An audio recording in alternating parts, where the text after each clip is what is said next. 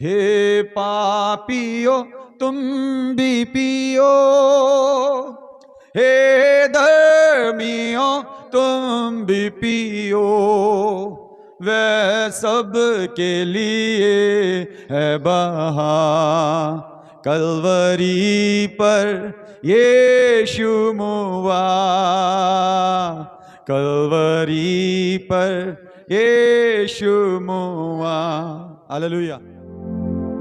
यहां पर इस टेबल पर एक प्याला रखा है, उस प्याले में दाखरस डाला है, अंगूरों का रस, और एक रोटी रखी है।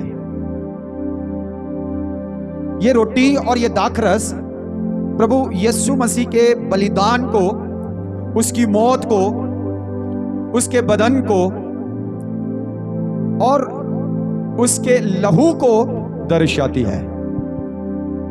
अब इस मेज में कौन कौन शामिल हो सकता है? तो क्या यहां पर चर्च में आने वाले 100 लोग इस प्रभु भोज में, इस मेज में शामिल हो सकते हैं? कौन इसमें शामिल हो सकता है?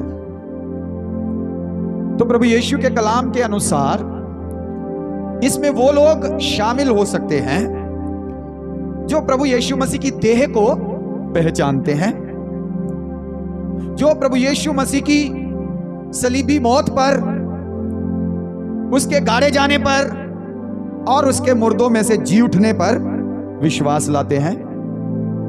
वे लोग जो यीशु मसीह के साथ मन फिराकर, संसार से मुड़कर, पापों की क्षमा मांगकर, बपतिस्मा लेकर पवित्र लोगों की संगति में शामिल होते हैं, वे लोग इसमें शामिल हो सकते हैं। हालेलुया। जो लोग दुनियादारी में अपना जीवन व्यतीत करते हैं, दुनिया की बातों में अपना मन लगाते हैं, दुनियावी वस्तुओं की पूर्ति के लिए तरह तरह का झूठ, फरेब, पाप, अपराध, शारीरिक कामों में, अभिलाषाओं में फंसे रहते हैं, वह इस पाक मेज में शामिल। ऑफ कोर्स एक गीत हम गाते हैं, हे पापियो तुम भी पियो, हे धर्मियों तुम भी पियो, वह सब के लिए है बहा कलवरी पर यीशु मुआ, कलवरी पर यीशु मुआ। हालेलुया।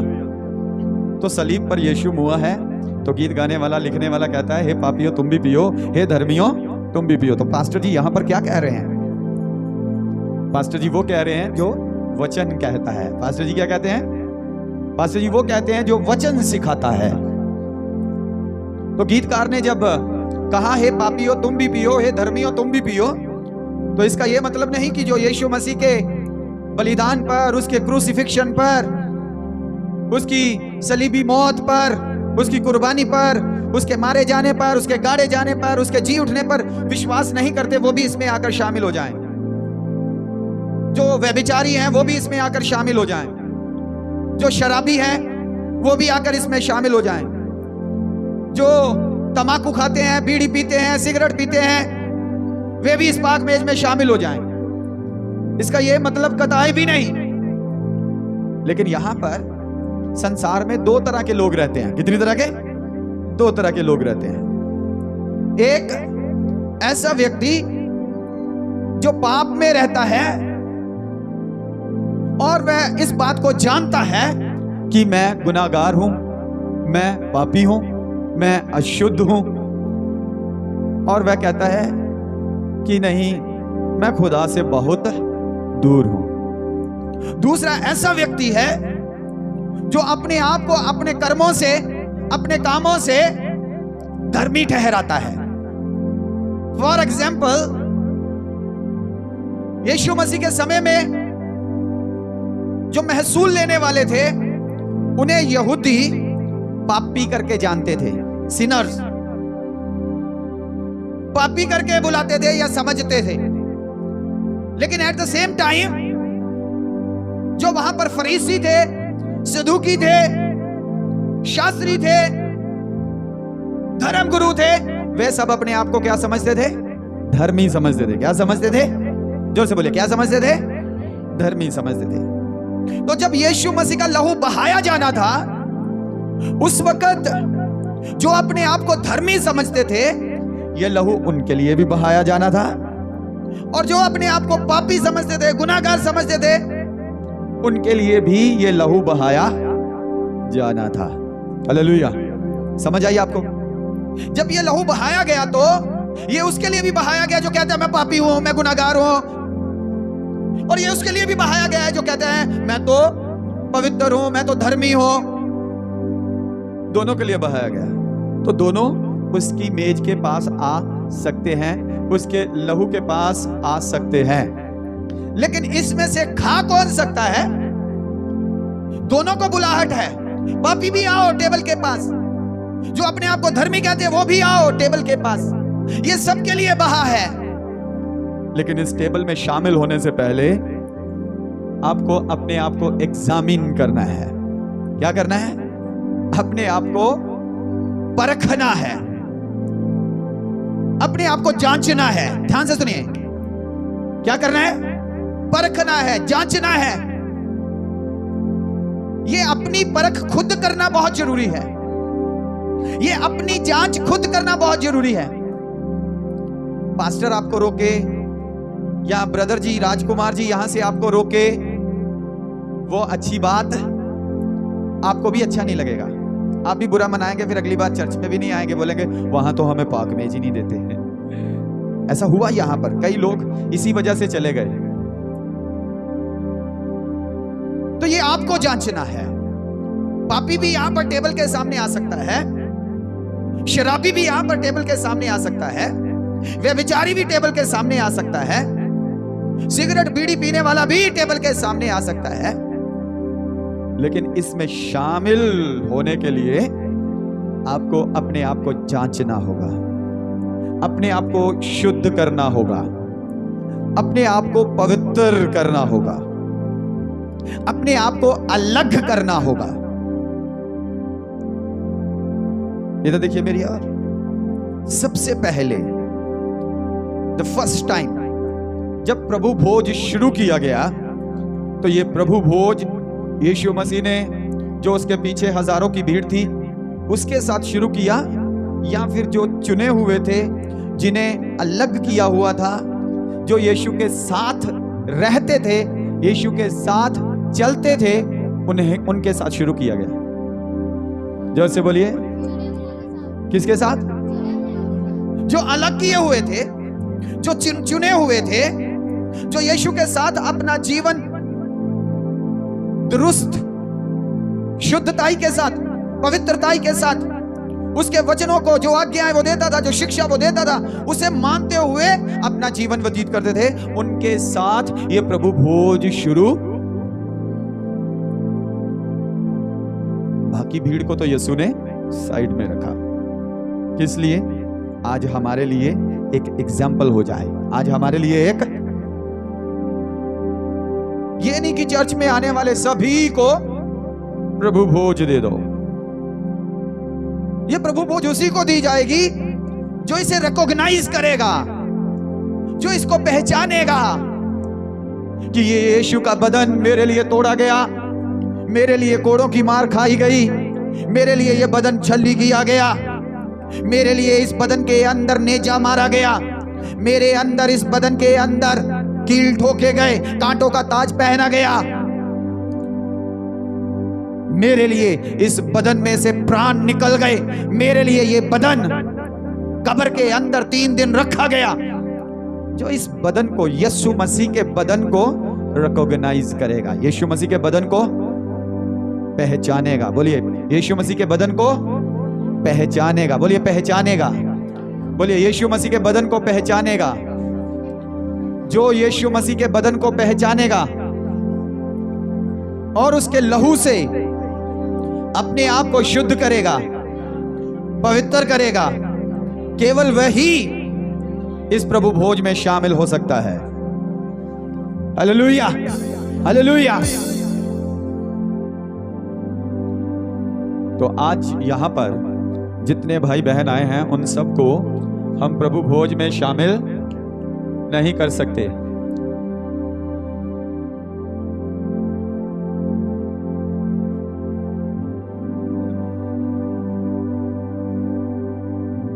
तो हम क्या नहीं कर सकते? सबको शामिल सिर्फ वे जिन्होंने तौबा की, बपतिस्मा लिया और जो पवित्र लोगों की संगति करते हैं, जो अपने आप को दुनियादारी से अलग रखते हैं, जो टेढ़ी जाति से, टेढ़ी जाति के कामों से दूर रहते हैं, केवल वे इस पाक मेज में शामिल हो सकते हैं। इस पाक मेज में शामिल होना हमारे लिए जरूरी क्यों है? इस पाक मेज में शामिल होना हमारे लिए जरूरी क्यों है? आइए यूहन्ना की अंजील उसका 6 अध्याय उसके 53 वचन से 55 वचन तक पढ़ेंगे। Chapter number 6 verse number 53 to 55। यीशु ने उनसे कहा, मैं तुमसे सच सच कहता हूँ कि जब तक तुम मनुष्य के पुत्र का मांस ना खाओ और उसका लहू ना पियो, तुम में जीवन नहीं। जो मेरा मांस खाता और मेरा लहू पीता है, अनंत जीवन उसी का है, और मैं उसे अंतिम दिन फिर जिला उठाऊंगा। आमीन, हालेलुया, हालेलुया। ओके, तो यहाँ पर हमने पढ़ा फिर से, ये प्रभु यीशु मसीह के शब्द हैं, वचन है कि क्यों हमें इसमें शामिल होना है, क्यों इसमें से खाना है। तो पढ़िए इसे फिर से, यूहन्ना की अंजील उसका 6 अध्याय उसके 53 वचन से लेकर 55 वचन तक। यीशु ने उनसे कहा, यीशु ने उससे कहा, मैं तुमसे सच सच कहता हूँ, मैं तुमसे सच सच कहता हूँ। 2 बार कहा, सच सच कहता हूँ। इसका मतलब एम्फेसाइज दिया जा रहा है, जोर दिया जा रहा है। मैं तुमसे सच सच कहता हूँ कि जब तक तुम मनुष्य के पुत्र का मांस ना खाओ, जब तक तुम मनुष्य के पुत्र का, ये मनुष्य का पुत्र कौन है? यीशु मसीह। हालेलुया। ये मनुष्य का पुत्र प्रभु यीशु मसीह है, जिसके विषय में दानियल की पुस्तक में भी लिखा गया है कि मैंने दर्शन में एक मनुष्य का पुत्र देखा, और जिसके विषय में अंजीलों में भी, खास करके लूका की अंजील में बार बार यीशु मसीह को मनुष्य का पुत्र करके कहा गया है। तो ये मनुष्य का पुत्र प्रभु यीशु मसीह है। कैसे ये मनुष्य का पुत्र है? क्यों यीशु मसीह को मनुष्य का पुत्र कहा गया? प्रभु यीशु मसीह इस दुनिया में जब आए तो वो कोई अवतार लेकर नहीं आए। हेलो, प्रभु यीशु मसीह जब इस दुनिया में आए तो वो कोई अवतार लेकर नहीं आए। प्रभु यीशु मसीह जब इस दुनिया में आए तो वो प्रकट भी नहीं हुए। क्या नहीं हुए? ध्यान से सुनिए, क्या नहीं हुए? प्रकट भी नहीं हुए कि साक्षात आके सामने प्रकट हो गए। प्रभु यीशु मसीह इस दुनिया में आए, वो इंसान के लिए आए थे, इंसान के पापों की क्षमा के लिए आए थे।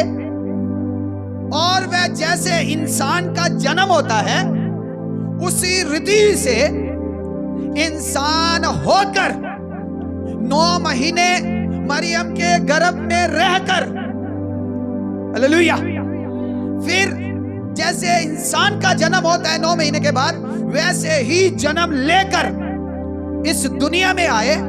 और जैसे इंसान बढ़ता है धीरे धीरे, साल साल, महीना महीना, दिन दिन, वैसे भी वे भी बढ़ते गए। हालेलुया। तो यीशु मसीह पूरी तरह से, उन्होंने साबित कर दिया कि मैं पूरी तरह से इंसान हूं। Hallelujah, hallelujah. इधर देखिए, हालेलुया। क्या साबित किया यीशु मसीह ने? मैं पूरी तरह से इंसान हूं, और मैं इंसान के लिए ही आया हूं। किसके लिए आया हूं? इंसान के लिए ही आया हूं। और मेरी जो कुर्बानी है, मेरा जो मांस है, मेरा जो बदन है, मेरा जो लहू है, वो इंसान के पापों के लिए बहाया जाएगा। तो ये इंसान के पापों के लिए लहू की जरूरत है, क्योंकि इब्रानियों की पत्री में ऐसा लिखा है कि लहू बहाए बिना पापों की क्षमा नहीं है। तो अब इंसान ने पाप किया है, इंसान के पापों के लिए क्षमा चाहिए, तो इंसान ही जो कौन हो, शुद्ध हो, जो पवित्र हो, जो निष्कलंक हो, जो निष्पाप हो, वह इंसान जब अपना लहू बहाएगा, अपना बदन तोड़ेगा, देगा, तब इस पापी इंसान की जो दोष से भरा हुआ है, जो पाप से भरा हुआ है, जो संसार की नफरत से भरा हुआ है, जो अपराध से भरा हुआ है, ये इंसान जो परमेश्वर से दूर चला गया है, जो गुनाहगार है, जो पापी है, इसके लिए जब ये ऐसा लहू और ऐसा बदन जो निष्कलंक हो, निष्पापी हो, शुद्ध हो, पवित्र हो, बेदोष हो, जब तोड़ा जाएगा, जब दिया जाएगा, जब बहाया जाएगा, तब इंसान का छुटकारा हो सकता है। Hallelujah, hallelujah, hallelujah. वरना जितना मर्जी बैल और बकरियों का लहू, बैल और बकरों का लहू बहाते रहे, पापों की क्षमा नहीं मिलेगी। अगर मिलेगी तो टेम्परेरी, परमानेंट क्षमा नहीं मिलेगी। पूर्णताई से हमें पापों की क्षमा नहीं मिलेगी। पूर्णताई से पापों की क्षमा चाहिए तो हमें क्या चाहिए? हमारे बराबर का, हमारे जैसा कोई व्यक्ति चाहिए जिसमें कोई दोष, जिसमें कोई पाप, जिसमें कोई कलंक ना हो, और वो हमारे लिए कुर्बान होने के लिए तैयार हो। Hallelujah, hallelujah. समझ आई? तो इसलिए यीशु मसीह यहां पर कह रहे हैं, पढ़िए उस वचन को, 53 वचन को। यीशु ने उनसे कहा, यीशु ने उनसे कहा, मैं तुमसे सच सच कहता हूँ, मैं तुमसे सच सच कहता हूँ कि जब तक तुम मनुष्य के पुत्र का मांस ना खाओ, जब तक तुम मनुष्य का पुत्र का मांस ना खाओ। ये मनुष्य का पुत्र किसको बोल रहा है यीशु मसीह? अपने आप को। हालेलुया जी। आगे, और उसका लहू ना पियो, और उसका लहू ना पियो, तुम में जीवन नहीं, तब तक तुम में जीवन, हालेलुया, तब तक तुम में जीवन। कौन सा जीवन? जीवन तो हमारे पास है, लेकिन ये जो जीवन है ये नाशवान जीवन है। ये जो जीवन है हमारे दोषपूर्ण लहू में है, गंदे लहू में है, पापी बदन में है। ये इस बदन में है, ये इस लहू में है, गंदा जीवन। लेकिन जो कोई प्रभु यीशु मसीह के, जो अपने आप को क्या कह रहा है? मनुष्य का पुत्र, मनुष्य के पुत्र के मांस में से और उसके लहू में से खाएगा और पिएगा, उसके पास क्या लिखा है? पढ़िए। जो मेरा मांस खाता और मेरा लहू पीता है, अनंत जीवन उसी का है। हालेलुया। कौन सा जीवन उसका है?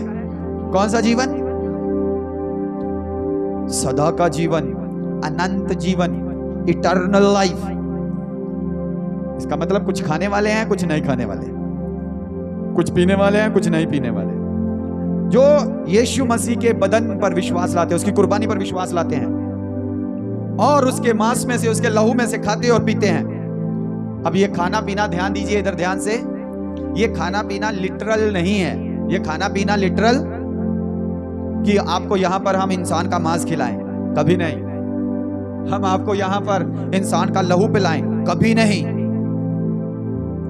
ये ऐसा नहीं है कि जैसा लिटरली लिया जाता है कि आपके पास हम इंसान का मांस ले आएंगे, आपके पास हम इंसान का खून ले आएंगे। नहीं नहीं, हम आपके पास अंगूरों का रस, वो अंगूरों का रस पहुंचाया जाएगा और वो ब्लड की तरह दिखता है, ब्लड नहीं है। कुछ लोग सोचते हैं शायद सारे विश्वासियों को यहां पर क्या दिया जाता है? लाल रंग का है ना तो ब्लड पीने के लिए दिया है। तो ये ब्लड नहीं है, ये क्या है? अंगूरों का जूस, अंगूरों का रस। अंगूरों का रस क्यों दिया गया? एक तो इजराइल में जो खेती होती थी वो अंगूरों की खेती होती। दूसरा, ये अंगूरों को रस निकालने के लिए एक प्रोसेस में से गुजरना पड़ता, और वो प्रोसेस इस तरह से है कि उसे तोड़ा जाता है, उसे कारखाने में भेजा जाता है, उसे वहां पर मशीन के अंदर डाला जाता है, उसके ऊपर वजन गिराया जाता है और उसको अच्छे से क्रश किया जाता है, पीसा जाता है, और पीस कर क्रश कर करके उसके अंदर से जूस निकाला जाता है, और उस अंगूर के अंदर एक भी बूंद रस की रहने नहीं दी जाती, पूरा निचोड़ दिया जाता है और गुद्दे को बाहर फेंक दिया जाता है और रस को ले लिया जाता है। किसके लिए रस को ले लिया जाता है? कि लोग पिएंगे तो बॉडी में नरिशमेंट मिलेगी, ताकत मिलेगी। इसलिए पीते हैं ना आप लोग, मौसमी का जूस, अनार का जूस पीते हैं ना, कैसे क्रश किया जाता है। ये इसलिए है क्योंकि प्रभु यीशु मसीह जो इज़राइल में जन्मा, हमारे पापों के लिए, हमारे गुनाहों के लिए, हमारी माफी के लिए, हमें अनंत जीवन देने के लिए, हमारी बॉडी को अनंत जीवन तक ले जाने के लिए, हमारे लिए इसी रीति से क्रश होना था। हालेलुया। हमारे लिए इसी रीति से बिंदर बहन क्या किया जाना था? कुचला जाना था। क्या किया जाना था? कुचला जाना था। हालेलुया। अपने हाथों को उठाएं, कहिए प्रभु यीशु तेरा धन्यवाद, हमारे लिए कुचला गया, हमारे लिए कुचला गया। धन्यवाद, वो हमारे लिए कुचला गया है। आप कहेंगे कहां कुचला गया? आप कहेंगे कैसे कुचला गया? प्रभु यीशु मसीह को गत्समनी बाग में अपने चेलों के साथ जब प्रार्थना कर रहा था तो वो लोग पकड़ने के लिए आए। याजक और रोमी सिपाही, या याजकों के जो गार्ड थे, वो यीशु मसीह को पकड़ने के लिए आए। इससे पहले प्रभु यीशु मसीह को वो पकड़ के ले जाते, प्रभु यीशु मसीह अपने चेलों के साथ प्रार्थना के लिए रात को बैठ गए। चेलों को कुछ दूर छोड़कर प्रभु यीशु मसीह खुद थोड़ा आगे प्रार्थना के लिए एकांत में चले गए। जब वे प्रार्थना कर रहे थे तो बाइबल बताती है कि उनके ऊपर संसार के पापों का बोझ लाद दिया गया। क्या कर दिया गया? संसार के गुनाहों का, मनुष्यों के पापों का बोझ लाद दिया गया। वेट डाल दिया गया, भार डाल दिया गया। और जब यीशु मसीह पर, जो शरीर में था, बेदोष था, निष्कलंक था, जिसमें पाप नहीं था, जो यहूदियों की सभाओं में जाकर, उनके आराधनालयों में जाकर प्रचार कर रहा था, उनके बीमारों को चंगा कर रहा था, कोई कलंक नहीं, कोई दोष नहीं, उसी यीशु मसीह पर क्या हुआ? अभी बोझ, पाप का भार डाल दिया गया। जब पाप का भार डाल दिया गया तो वचन कहता है वो यीशु मसीह के लिए शरीर में असहनीय था।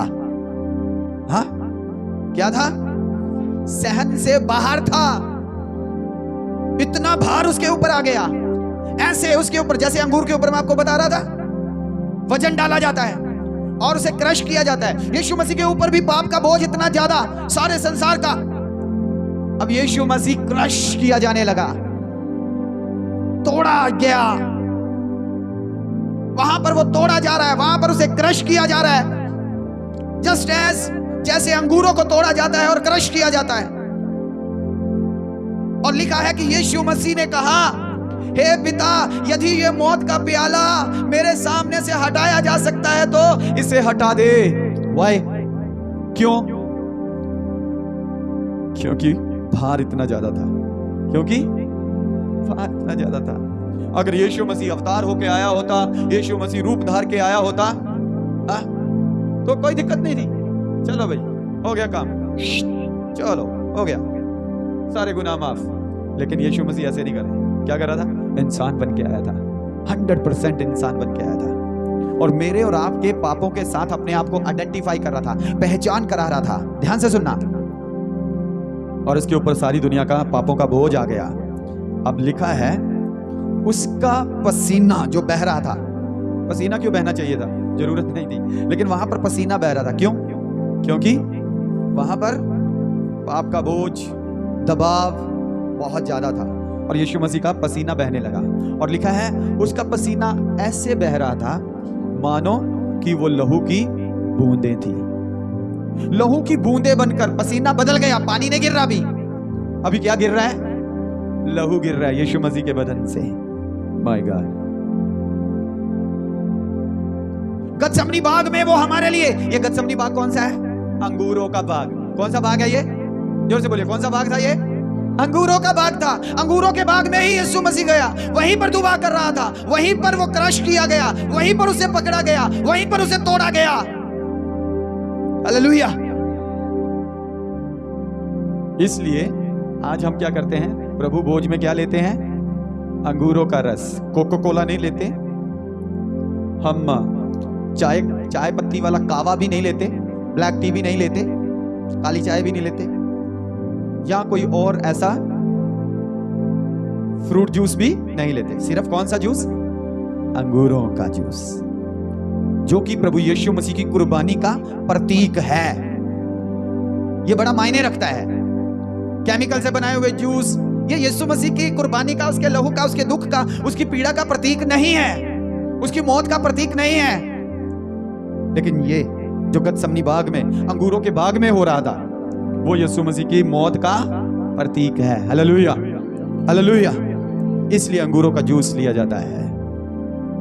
तो यहां पर यीशु मसीह ने कहा, यदि कोई मनुष्य के पुत्र के मांस में से और उसके लहू में से ना खाए पिए तो उसके अंदर जीवन नहीं है, लेकिन यदि वो खाए पिए तो लिखा है उसके पास क्या है? अनंत जीवन है। इसीलिए मेरे भाई बहनों, मन फिरा के, तौबा करके, पापों की क्षमा मांग के, बपतिस्मा लेकर, प्रॉपर टेढ़ी जाति से अलग होके, दुनियादारी से अलग होके अपना मसीही जीवन व्यतीत करना है और इस पाक मेज में शामिल, इस पाक मेज में शामिल, हालेलुया, हालेलुया, इस पाक मेज में शामिल होना है। ये हमारे लिए बहुत जरूरी है। जिन्होंने तौबा नहीं की, जिन्होंने मन नहीं फिराया, जिन्होंने पापों की क्षमा नहीं पाई, जिन्होंने पापों की क्षमा नहीं मांगी, जिन्होंने बपतिस्मा नहीं लिया, जो संसार से अलगताई का जीवन व्यतीत नहीं करते, आज आपके लिए ये कॉल है, आज ये एक बुलाहट है। आप भी मन फिराएं, आप भी तौबा करें, आप भी अपने आप को यीशु मसीह के सन्मुख लाएं, मेज के सामने लाएं, रिकॉग्नाइज करें इस देह को और इस लहू को, इस मेज को रिकॉग्नाइज करें, पहचान करें कि ये मेज कोई आम मेज नहीं है, ये यीशु मसीह के बदन और लहू का प्रतीक है। हालेलुया। सो जिन लोगों ने मन फिराया, तौबा की, बपतिस्मा लिया और अलगताई का जीवन व्यतीत करते हैं, आप सब इसमें शामिल हो सकते हैं। लेकिन फिर भी मैं आपको ये वार्निंग देना चाहता हूं, पौलुस रसूल के द्वारा परमेश्वर ने कुरिन्थियों की पहली पत्री उसके 11 अध्याय में ये वार्निंग दी है, क्योंकि जो खाते पीते समय प्रभु की देह को ना पहचाने, जो इस मेज में से खाते समय और पीते समय, ध्यान देना सभी विश्वासी और गैर विश्वासी भी, विश्वासी तो आप हैं लेकिन अभी तक आपने प्रभु के वचनों को पूरा ही नहीं किया, मन ही नहीं फिराया, पापों की क्षमा ही नहीं मांगी और बपतिस्मा ही नहीं लिया। विश्वास तो आप करते हैं लेकिन अभी तक प्रभु के वचन को पूरा नहीं किया, अभी तक विश्वास को अमली जामा नहीं पहुंचाया, अभी तक उस विश्वास को प्रकट नहीं किया। क्या लिखा है यहां पर? ध्यान से सुने, पढ़िए बेटी। वह इस खाने और पीने, ऊपर क्योंकि जो खाते पीते, जो खाते और पीते समय प्रभु की देह को ना पहचाने, खाते पीते समय प्रभु की देह को ना पहचाने, वह इस खाने और पीने से, वह इसमें से खाने और पीने से अपने ऊपर दंड लाता है, अपने ऊपर दंड लाता है। हेलो, इधर देखिए, क्या लाता है? सजा लाता है। कौन? पास्टर जी नहीं लाते सजा,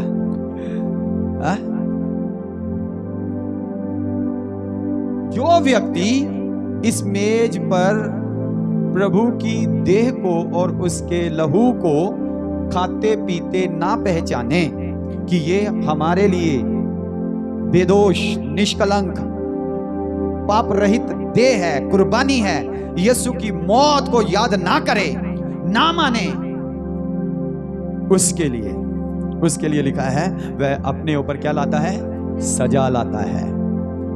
अब मैं नहीं चाहता कि आप पर में से किसी के ऊपर सजा आए, आप में से किसी के ऊपर सजा आए। मैं चाहता हूं आप पवित्र जीवन व्यतीत करें। मैं चाहता हूं आप अलगताई का जीवन व्यतीत करें। मैं चाहता हूं जो आप कभी कभी बीड़ी, सिगरेट, तंबाकू पी लेते हैं, सिनेमा थिएटर में चले जाते हैं, कभी कभी पैग भी लगा लेते हैं, आप इन सब से बाहर आ जाएं। क्योंकि यदि आप ऐसा करते हैं तो आप प्रभु की देह का इनकार कर रहे हैं, आप उसकी देह का इनकार कर रहे हैं, आप उसे पहचान ही नहीं रहे कि वह किस लिए बहाया गया, किस लिए दिया गया है, क्यों कुर्बान हुआ है। और यदि आप उसे पहचान लेते हैं तो आप ऐसे काम कभी भी नहीं करेंगे, क्योंकि जितनी बार हम ऐसे काम करते हैं उतनी बार हम यीशु को सलीब पर फिर से चढ़ा देते हैं। क्या कोई अनुचित ढंग से इसमें शामिल होकर यीशु को बार बार सलीब पर चढ़ाना चाहता है? मैं सोचता हूं आप में से कोई भी जो अब यीशु मसीह को जानते हैं बार बार यीशु मसीह को सलीब पर नहीं चढ़ाना चाहेंगे। यदि ऐसा है तो अपने जीवन को जांच लें, परख लें। यदि आप अपने आप को जांचेंगे, परखेंगे तो आप दोषी नहीं ठहरेंगे, आपके ऊपर सजा नहीं होगी। लेकिन यदि आप इसे लाइट लेंगे, इस रोटी को, इस दाखरस को, इस टेबल को हल्के में लेंगे और कहेंगे चल कोई गल नहीं, किसी ने थोड़ी पता मैं केड़े पाप कीते केड़े नहीं कीते, वो तो सिर्फ मुझे पता है।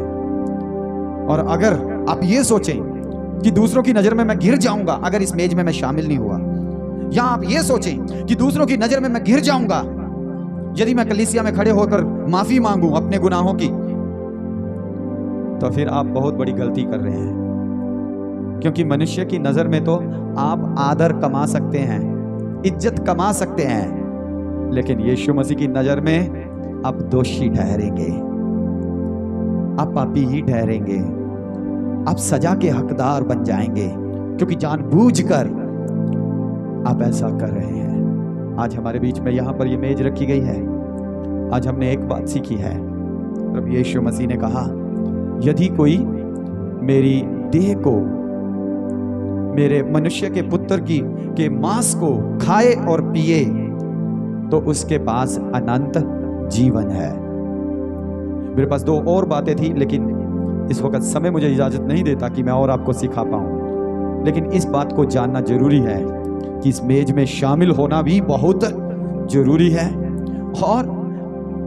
और उचित ढंग से शामिल होना उससे भी ज्यादा जरूरी है। यदि आप इस टेबल के सामने से उठकर चले जाते हैं, इस टेबल को आप इसमें हिस्सा नहीं लेते, तो तब भी एक सवालिया निशान है कि आप क्यों नहीं कर रहे। क्या आपको यीशु से प्यार नहीं? क्या यीशु की कुर्बानी पर आपको विश्वास नहीं? क्या उसके लहू और मांस पर आपको विश्वास नहीं? आइए अपनी आंखों को बंद करें और प्रार्थना की हालत में हो जाए।